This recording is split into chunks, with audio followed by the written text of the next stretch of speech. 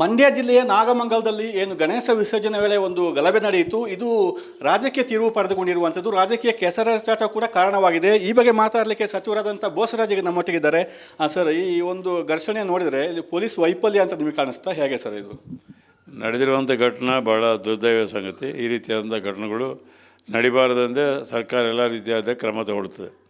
ಆದರೆ ನಾಗಮಂಗಲದಲ್ಲಿ ನಡೆದಿರ್ತಕ್ಕಂಥದ್ದು ಈಗಾಗಲೇ ಆರೋಪ ಪ್ರತ್ಯಾರೋಪಗಳು ಮಾಡ್ತಾಯಿದೆ. ಈ ದಿಶೆಯಲ್ಲಿ ಸರ್ಕಾರ ಈಗ ಕಾನೂನು ಪ್ರಕಾರ ಕ್ರಮ ತೆಗೆದುಕೊಳ್ಬೇಕಂತೇಳಿ ಅವರು ಪ್ರಯತ್ನ ಮಾಡ್ತಾಯಿದ್ದಾರೆ.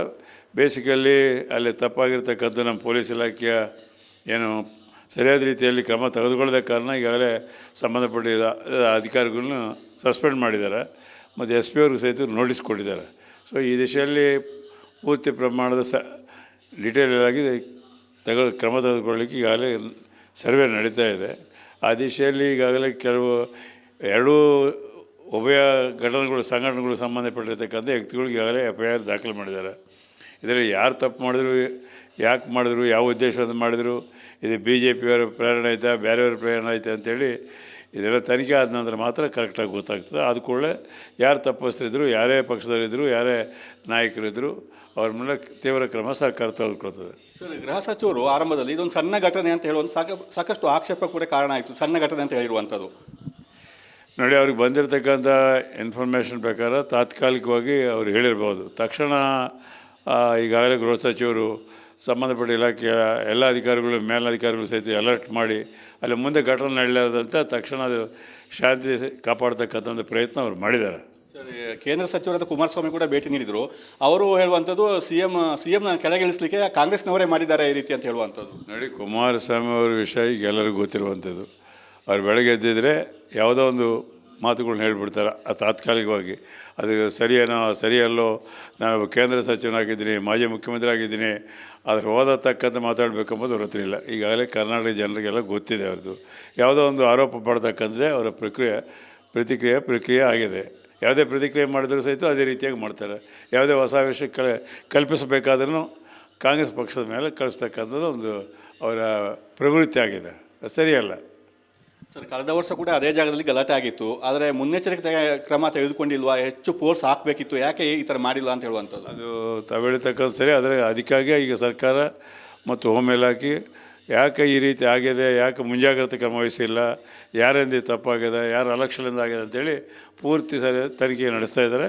ಇನ್ನೊಂದು 3-4 ದಿನದಲ್ಲಿ ತನಿಖೆ ಬಯಲಾಗ್ತದೆ. ಆದ ಕೂಡಲೇ ತಕ್ಷಣ ಕ್ರಮ ತೆಗೆದುಕೊಳ್ತಾರೆ. ಇದು ಸಚಿವರಾದ ಬೋಸರಾಜ್ ಅವರ ಮಾತು. ಅಂದರೆ ತನಿಖೆ ನಡೀತಾ ಇದೆ, ಒಂದು 2-3 ದಿವಸದಲ್ಲಿ ಎಲ್ಲ ಹೊರಗೆ ಬಂದಂಥ ಸತ್ಯಾಂಶ ಏನು ಅಂತ ಹೇಳಿ ತಿಳಿಯುತ್ತೆ ಅಂತ ಹೇಳ್ತಿದ್ದಾರೆ. ಕ್ಯಾಮರಾ ದಿವಾಕರ್ ಜೊತೆ ಅನ್ಕರ್ಯಪ್ಪ, ರಿಪಬ್ಲಿಕ್ ಕನ್ನಡ, ಕೊಡಗು.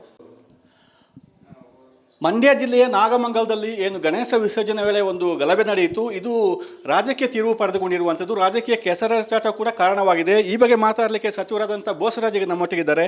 ಸರ್, ಈ ಒಂದು ಘರ್ಷಣೆ ನೋಡಿದರೆ ಇಲ್ಲಿ ಪೊಲೀಸ್ ವೈಫಲ್ಯ ಅಂತ ನಿಮಗೆ ಕಾಣಿಸ್ತಾ ಹೇಗೆ ಸರ್? ಇದು ನಡೆದಿರುವಂಥ ಘಟನೆ ಭಾಳ ದುರ್ದೈವ ಸಂಗತಿ. ಈ ರೀತಿಯಾದಂಥ ಘಟನೆಗಳು ನಡಿಬಾರದಂತೆ ಸರ್ಕಾರ ಎಲ್ಲ ರೀತಿಯಾದ ಕ್ರಮ ತಗೊಳ್ತದೆ. ಆದರೆ ನಾಗಮಂಗಲದಲ್ಲಿ ನಡೆದಿರ್ತಕ್ಕಂಥದ್ದು ಈಗಾಗಲೇ ಆರೋಪ ಪ್ರತ್ಯಾರೋಪಗಳು ಮಾಡ್ತಾಯಿದೆ. ಈ ದಿಶೆಯಲ್ಲಿ ಸರ್ಕಾರ ಈಗ ಕಾನೂನು ಪ್ರಕಾರ ಕ್ರಮ ತೆಗೆದುಕೊಳ್ಬೇಕಂತೇಳಿ ಅವರು ಪ್ರಯತ್ನ ಮಾಡ್ತಾಯಿದ್ದಾರೆ. ಬೇಸಿಕಲ್ಲಿ ಅಲ್ಲಿ ತಪ್ಪಾಗಿರ್ತಕ್ಕಂಥ ನಮ್ಮ ಪೊಲೀಸ್ ಇಲಾಖೆಯ ಏನು ಸರಿಯಾದ ರೀತಿಯಲ್ಲಿ ಕ್ರಮ ತೆಗೆದುಕೊಳ್ಳದ ಕಾರಣ ಈಗಾಗಲೇ ಸಂಬಂಧಪಟ್ಟ ಅಧಿಕಾರಿಗಳನ್ನ ಸಸ್ಪೆಂಡ್ ಮಾಡಿದ್ದಾರೆ ಮತ್ತು ಎಸ್ ಪಿ ಅವ್ರಿಗೆ ಸಹಿತ ನೋಟಿಸ್ ಕೊಟ್ಟಿದ್ದಾರೆ. ಸೊ ಈ ದಿಶೆಯಲ್ಲಿ ಪೂರ್ತಿ ಪ್ರಮಾಣದ ಡೀಟೇಲ್ ಆಗಿ ಕ್ರಮ ತೆಗೆದುಕೊಳ್ಳಲಿಕ್ಕೆ ಈಗಾಗಲೇ ಸರ್ವೆ ನಡೀತಾ ಇದೆ. ಆ ದಿಶೆಯಲ್ಲಿ ಈಗಾಗಲೇ ಕೆಲವು ಎರಡೂ ಉಭಯ ಸಂಘಟನೆಗಳು ಸಂಬಂಧಪಟ್ಟಿರ್ತಕ್ಕಂಥ ವ್ಯಕ್ತಿಗಳಿಗೆ ಈಗಾಗಲೇ FIR ದಾಖಲು ಮಾಡಿದ್ದಾರೆ. ಇದರಲ್ಲಿ ಯಾರು ತಪ್ಪು ಮಾಡಿದ್ರು, ಯಾಕೆ ಮಾಡಿದ್ರು, ಯಾವ ಉದ್ದೇಶದಿಂದ ಮಾಡಿದರು, ಇದು BJPಯವರ ಪ್ರೇರಣೆ ಆಯಿತಾ, ಬೇರೆಯವ್ರ ಪ್ರೇರಣೆ ಆಯಿತಾ ಅಂಥೇಳಿ ಇದೆಲ್ಲ ತನಿಖೆ ಆದ ನಂತರ ಮಾತ್ರ ಕರೆಕ್ಟಾಗಿ ಗೊತ್ತಾಗ್ತದೆ. ಅದು ಕೂಡಲೇ ಯಾರು ತಪ್ಪಿಸ್ತಿದ್ರು, ಯಾರೇ ಪಕ್ಷದಲ್ಲಿದ್ದರು, ಯಾರೇ ನಾಯಕರಿದ್ದರು, ಅವ್ರ ಮೇಲೆ ತೀವ್ರ ಕ್ರಮ ಸರ್ಕಾರ ತೆಗೆದುಕೊಳ್ತದೆ. ಸರ್, ಗೃಹ ಸಚಿವರು ಆರಂಭದಲ್ಲಿ ಇದೊಂದು ಸಣ್ಣ ಘಟನೆ ಅಂತ ಹೇಳುವಂಥ ಸಾಕಷ್ಟು ಆಕ್ಷೇಪ ಕೂಡ ಕಾರಣ ಆಯಿತು, ಸಣ್ಣ ಘಟನೆ ಅಂತ ಹೇಳಿರುವಂಥದ್ದು. ನೋಡಿ, ಅವ್ರಿಗೆ ಬಂದಿರತಕ್ಕಂಥ ಇನ್ಫಾರ್ಮೇಷನ್ ಪ್ರಕಾರ ತಾತ್ಕಾಲಿಕವಾಗಿ ಅವ್ರು ಹೇಳಿರ್ಬೋದು. ತಕ್ಷಣ ಈಗಾಗಲೇ ಗೃಹ ಸಚಿವರು ಸಂಬಂಧಪಟ್ಟ ಇಲಾಖೆಯ ಎಲ್ಲ ಅಧಿಕಾರಿಗಳು, ಮೇಲಧಿಕಾರಿಗಳು ಸಹಿತ ಅಲರ್ಟ್ ಮಾಡಿ ಅಲ್ಲಿ ಮುಂದೆ ಘಟನೆ ನಡೆಯಲಾರ್ದಂಥ ತಕ್ಷಣ ಅದು ಶಾಂತಿ ಕಾಪಾಡ್ತಕ್ಕಂಥ ಒಂದು ಪ್ರಯತ್ನ ಅವ್ರು ಮಾಡಿದ್ದಾರೆ. ಸರಿ, ಕೇಂದ್ರ ಸಚಿವರಾದ ಕುಮಾರಸ್ವಾಮಿ ಕೂಡ ಭೇಟಿ ನೀಡಿದರು. ಅವರು ಹೇಳುವಂಥದ್ದು ಸಿ ಎಂ ಕೆಳಗಿಳಿಸಲಿಕ್ಕೆ ಕಾಂಗ್ರೆಸ್ನವರೇ ಮಾಡಿದ್ದಾರೆ ಈ ರೀತಿ ಅಂತ ಹೇಳುವಂಥದ್ದು. ನೋಡಿ, ಕುಮಾರಸ್ವಾಮಿ ಅವ್ರ ವಿಷಯ ಈಗ ಎಲ್ಲರಿಗೂ ಗೊತ್ತಿರುವಂಥದ್ದು. ಅವ್ರು ಬೆಳಗ್ಗೆ ಎದ್ದಿದ್ರೆ ಯಾವುದೋ ಒಂದು ಮಾತುಗಳನ್ನ ಹೇಳ್ಬಿಡ್ತಾರೆ ತಾತ್ಕಾಲಿಕವಾಗಿ. ಅದು ಸರಿಯಲ್ಲೋ, ನಾನು ಕೇಂದ್ರ ಸಚಿವನಾಗಿದ್ದೀನಿ, ಮಾಜಿ ಮುಖ್ಯಮಂತ್ರಿ ಆಗಿದ್ದೀನಿ, ಅದ್ರ ಓದತಕ್ಕಂಥ ಮಾತಾಡಬೇಕೆಂಬುದು ಅವ್ರ ಹತ್ರ ಇಲ್ಲ. ಈಗಾಗಲೇ ಕರ್ನಾಟಕ ಜನರಿಗೆಲ್ಲ ಗೊತ್ತಿದೆ ಅವ್ರದ್ದು. ಯಾವುದೋ ಒಂದು ಆರೋಪ ಪಡ್ತಕ್ಕಂಥದ್ದೇ ಅವರ ಪ್ರತಿಕ್ರಿಯೆ ಆಗಿದೆ. ಯಾವುದೇ ಪ್ರತಿಕ್ರಿಯೆ ಮಾಡಿದ್ರೂ ಸಹಿತ ಅದೇ ರೀತಿಯಾಗಿ ಮಾಡ್ತಾರೆ. ಯಾವುದೇ ಹೊಸ ವಿಷಯ ಕಲ್ಪಿಸಬೇಕಾದ್ರೂ ಕಾಂಗ್ರೆಸ್ ಪಕ್ಷದ ಮೇಲೆ ಕಳಿಸ್ತಕ್ಕಂಥದ್ದು ಒಂದು ಅವರ ಪ್ರವೃತ್ತಿ ಆಗಿದೆ. ಅದು ಸರಿಯಲ್ಲ. ಸರ್, ಕಳೆದ ವರ್ಷ ಕೂಡ ಅದೇ ಜಾಗದಲ್ಲಿ ಗಲಾಟೆ ಆಗಿತ್ತು. ಆದರೆ ಮುನ್ನೆಚ್ಚರಿಕೆ ಕ್ರಮ ತೆಗೆದುಕೊಂಡಿಲ್ವಾ? ಹೆಚ್ಚು ಫೋರ್ಸ್ ಹಾಕಬೇಕಿತ್ತು, ಯಾಕೆ ಈ ಥರ ಮಾಡಿಲ್ಲ ಅಂತ ಹೇಳುವಂಥದ್ದು. ಅದು ತಾವು ಹೇಳ್ತಕ್ಕಂಥ ಸರಿ. ಆದರೆ ಅದಕ್ಕಾಗಿ ಈಗ ಸರ್ಕಾರ ಮತ್ತು ಹೋಮ್ ಇಲಾಖೆ ಯಾಕೆ ಈ ರೀತಿ ಆಗಿದೆ, ಯಾಕೆ ಮುಂಜಾಗ್ರತೆ ಕ್ರಮ ವಹಿಸಿಲ್ಲ, ಯಾರಿಂದ ತಪ್ಪಾಗಿದೆ, ಯಾರು ಅಲಕ್ಷ್ಯದಿಂದ ಆಗಿದೆ ಅಂತೇಳಿ ಪೂರ್ತಿ ಸರಿ ತನಿಖೆ ನಡೆಸ್ತಾ ಇದ್ದಾರೆ. ಇನ್ನೊಂದು 3-4 ದಿನದಲ್ಲಿ ತನಿಖೆ ಬಯಲಾಗ್ತದೆ. ಆದ ಕೂಡಲೇ ತಕ್ಷಣ ಕ್ರಮ ತೆಗೆದುಕೊಳ್ತಾರೆ. ಇದು ಸಚಿವರಾದ ಬೋಸರಾಜ್ ಅವರ ಮಾತು. ಅಂದರೆ ತನಿಖೆ ನಡೀತಾ ಇದೆ, ಒಂದು 2-3 ದಿವಸದಲ್ಲಿ ಎಲ್ಲ ಹೊರಗೆ ಬಂದಂಥ ಸತ್ಯಾಂಶ ಏನು ಅಂತ ಹೇಳಿ ತಿಳಿಯುತ್ತೆ ಅಂತ ಹೇಳ್ತಿದ್ದಾರೆ. ಕ್ಯಾಮ್ಪರ್ಸನ್ ದಿವಾಕರ್ ಜೊತೆ ಅನ್ಕೋರ್ಯಪ್ಪ, ರಿಪಬ್ಲಿಕ್ ಕನ್ನಡ, ಕೊಡಗು. ಮಂಡ್ಯ ಜಿಲ್ಲೆಯ ನಾಗಮಂಗಲದಲ್ಲಿ ಏನು ಗಣೇಶ ವಿಸರ್ಜನೆ ವೇಳೆ ಒಂದು ಗಲಭೆ ನಡೆಯಿತು. ಇದು ರಾಜಕೀಯ ತಿರುವು ಪಡೆದುಕೊಂಡಿರುವಂಥದ್ದು, ರಾಜಕೀಯ ಕೆಸರಾಟ ಕೂಡ ಕಾರಣವಾಗಿದೆ. ಈ ಬಗ್ಗೆ ಮಾತಾಡಲಿಕ್ಕೆ ಸಚಿವರಾದಂಥ ಬೋಸರಾಜ್ ನಮ್ಮೊಟ್ಟಿಗಿದ್ದಾರೆ. ಸರ್, ಈ ಒಂದು ಘರ್ಷಣೆ ನೋಡಿದರೆ ಇಲ್ಲಿ ಪೊಲೀಸ್ ವೈಫಲ್ಯ ಅಂತ ನಿಮಗೆ ಕಾಣಿಸ್ತಾ, ಹೇಗೆ ಸರ್ ಇದು ನಡೆದಿರುವಂಥ ಘಟನೆ? ಭಾಳ ದುರ್ದೈವ ಸಂಗತಿ. ಈ ರೀತಿಯಾದಂಥ ಘಟನೆಗಳು ನಡಿಬಾರದಂದೇ ಸರ್ಕಾರ ಎಲ್ಲ ರೀತಿಯಾದ ಕ್ರಮ ತಗೊಳ್ತದೆ. ಆದರೆ ನಾಗಮಂಗಲದಲ್ಲಿ ನಡೆದಿರ್ತಕ್ಕಂಥದ್ದು ಈಗಾಗಲೇ ಪ್ರತ್ಯಾರೋಪಗಳು ಮಾಡ್ತಾಯಿದೆ. ಈ ದಿಶೆಯಲ್ಲಿ ಸರ್ಕಾರ ಈಗ ಕಾನೂನು ಪ್ರಕಾರ ಕ್ರಮ ತೆಗೆದುಕೊಳ್ಬೇಕಂತೇಳಿ ಅವ್ರು ಪ್ರಯತ್ನ ಮಾಡ್ತಾಯಿದ್ದಾರೆ. ಬೇಸಿಕಲ್ಲಿ ಅಲ್ಲಿ ತಪ್ಪಾಗಿರ್ತಕ್ಕಂಥ ನಮ್ಮ ಪೊಲೀಸ್ ಇಲಾಖೆಯ ಏನು ಸರಿಯಾದ ರೀತಿಯಲ್ಲಿ ಕ್ರಮ ತೆಗೆದುಕೊಳ್ಳದ ಕಾರಣ ಈಗಾಗಲೇ ಸಂಬಂಧಪಟ್ಟ ಅಧಿಕಾರಿಗಳನ್ನ ಸಸ್ಪೆಂಡ್ ಮಾಡಿದ್ದಾರೆ ಮತ್ತು SP ಅವ್ರಿಗೆ ಸಹಿತ ನೋಟಿಸ್ ಕೊಟ್ಟಿದ್ದಾರೆ. ಸೊ ಈ ದಿಶೆಯಲ್ಲಿ ಪೂರ್ತಿ ಪ್ರಮಾಣದ ಡೀಟೇಲ್ ಆಗಿ ಕ್ರಮ ತೆಗೆದುಕೊಳ್ಳಲಿಕ್ಕೆ ಈಗಾಗಲೇ ಸರ್ವೆ ನಡೀತಾ ಇದೆ. ಆ ದಿಶೆಯಲ್ಲಿ ಈಗಾಗಲೇ ಕೆಲವು ಉಭಯ ಸಂಘಟನೆಗಳು ಸಂಬಂಧಪಟ್ಟಿರ್ತಕ್ಕಂಥ ವ್ಯಕ್ತಿಗಳಿಗೆ ಈಗಾಗಲೇ FIR ದಾಖಲು ಮಾಡಿದ್ದಾರೆ. ಇದರಲ್ಲಿ ಯಾರು ತಪ್ಪು ಮಾಡಿದ್ರು, ಯಾಕೆ ಮಾಡಿದ್ರು, ಯಾವ ಉದ್ದೇಶದಿಂದ ಮಾಡಿದರು, ಇದು BJP ಅವರ ಪ್ರೇರಣೆ ಆಯಿತಾ, ಬೇರೆಯವ್ರ ಪ್ರೇರಣೆ ಆಯಿತಾ ಅಂತೇಳಿ ಇದೆಲ್ಲ ತನಿಖೆ ಆದ ನಂತರ ಮಾತ್ರ ಕರೆಕ್ಟಾಗಿ ಗೊತ್ತಾಗ್ತದೆ. ಆದ ಕೂಡಲೇ ಯಾರು ತಪ್ಪಿಸ್ತಿದ್ರು, ಯಾರೇ ಪಕ್ಷದವರಿದ್ದರು, ಯಾರೇ ನಾಯಕರಿದ್ದರು, ಅವ್ರ ಮೇಲೆ ತೀವ್ರ ಕ್ರಮ ಸರ್ಕಾರ ತೆಗೆದುಕೊಳ್ತದೆ. ಸರ್, ಗೃಹ ಸಚಿವರು ಆರಂಭದಲ್ಲಿ ಇದೊಂದು ಸಣ್ಣ ಘಟನೆ ಅಂತ ಹೇಳುವಂಥ ಸಾಕಷ್ಟು ಆಕ್ಷೇಪ ಕೂಡ ಕಾರಣ ಆಯಿತು, ಸಣ್ಣ ಘಟನೆ ಅಂತ ಹೇಳಿರುವಂಥದ್ದು.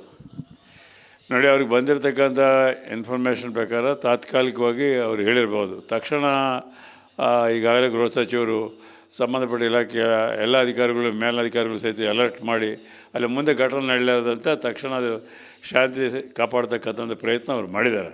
ಸರಿ, ಕೇಂದ್ರ ಸಚಿವರಾದ ಕುಮಾರಸ್ವಾಮಿ ಕೂಡ ಭೇಟಿ ನೀಡಿದರು. ಅವರು ಹೇಳುವಂಥದ್ದು ಸಿ ಎಂ ಕೆಳಗಿಳಿಸಲಿಕ್ಕೆ ಕಾಂಗ್ರೆಸ್ನವರೇ ಮಾಡಿದ್ದಾರೆ ಈ ರೀತಿ ಅಂತ ಹೇಳುವಂಥದ್ದು. ನೋಡಿ, ಕುಮಾರಸ್ವಾಮಿ ಅವ್ರ ವಿಷಯ ಈಗ ಎಲ್ಲರಿಗೂ ಗೊತ್ತಿರುವಂಥದ್ದು. ಅವ್ರು ಬೆಳಗ್ಗೆ ಎದ್ದಿದ್ರೆ ಯಾವುದೋ ಒಂದು ಮಾತುಗಳನ್ನ ಹೇಳ್ಬಿಡ್ತಾರೆ ತಾತ್ಕಾಲಿಕವಾಗಿ. ಅದು ಸರಿಯಲ್ಲೋ, ನಾನು ಕೇಂದ್ರ ಸಚಿವನಾಗಿದ್ದೀನಿ, ಮಾಜಿ ಮುಖ್ಯಮಂತ್ರಿ ಆಗಿದ್ದೀನಿ, ಅದ್ರ ಓದತಕ್ಕಂಥ ಮಾತಾಡಬೇಕೆಂಬುದು ಅವ್ರ ಹತ್ರ ಇಲ್ಲ. ಈಗಾಗಲೇ ಕರ್ನಾಟಕ ಜನರಿಗೆಲ್ಲ ಗೊತ್ತಿದೆ ಅವ್ರದ್ದು. ಯಾವುದೋ ಒಂದು ಆರೋಪ ಪಡ್ತಕ್ಕಂಥದ್ದೇ ಅವರ ಪ್ರತಿಕ್ರಿಯೆ ಆಗಿದೆ. ಯಾವುದೇ ಪ್ರತಿಕ್ರಿಯೆ ಮಾಡಿದ್ರೂ ಸಹಿತ ಅದೇ ರೀತಿಯಾಗಿ ಮಾಡ್ತಾರೆ. ಯಾವುದೇ ಹೊಸ ವಿಷಯ ಕಲ್ಪಿಸಬೇಕಾದ್ರೂ ಕಾಂಗ್ರೆಸ್ ಪಕ್ಷದ ಮೇಲೆ ಕಳಿಸ್ತಕ್ಕಂಥದ್ದು ಒಂದು ಅವರ ಪ್ರವೃತ್ತಿ ಆಗಿದೆ. ಅದು ಸರಿಯಲ್ಲ. ಸರ್, ಕಳೆದ ವರ್ಷ ಕೂಡ ಅದೇ ಜಾಗದಲ್ಲಿ ಗಲಾಟೆ ಆಗಿತ್ತು. ಆದರೆ ಮುನ್ನೆಚ್ಚರಿಕೆ ಕ್ರಮ ತೆಗೆದುಕೊಂಡಿಲ್ವಾ? ಹೆಚ್ಚು ಫೋರ್ಸ್ ಹಾಕಬೇಕಿತ್ತು, ಯಾಕೆ ಈ ಥರ ಮಾಡಿಲ್ಲ ಅಂತ ಹೇಳುವಂಥದ್ದು. ಅದು ತಾವು ಹೇಳ್ತಕ್ಕಂಥ ಸರಿ. ಆದರೆ ಅದಕ್ಕಾಗಿ ಈಗ ಸರ್ಕಾರ ಮತ್ತು ಹೋಮ್ ಇಲಾಖೆ ಯಾಕೆ ಈ ರೀತಿ ಆಗಿದೆ, ಯಾಕೆ ಮುಂಜಾಗ್ರತೆ ಕ್ರಮ ವಹಿಸಿಲ್ಲ, ಯಾರಿಂದ ತಪ್ಪಾಗಿದೆ, ಯಾರು ಅಲಕ್ಷ್ಯದಿಂದ ಆಗಿದೆ ಅಂತೇಳಿ ಪೂರ್ತಿ ಸರಿ ತನಿಖೆ ನಡೆಸ್ತಾ ಇದ್ದಾರೆ.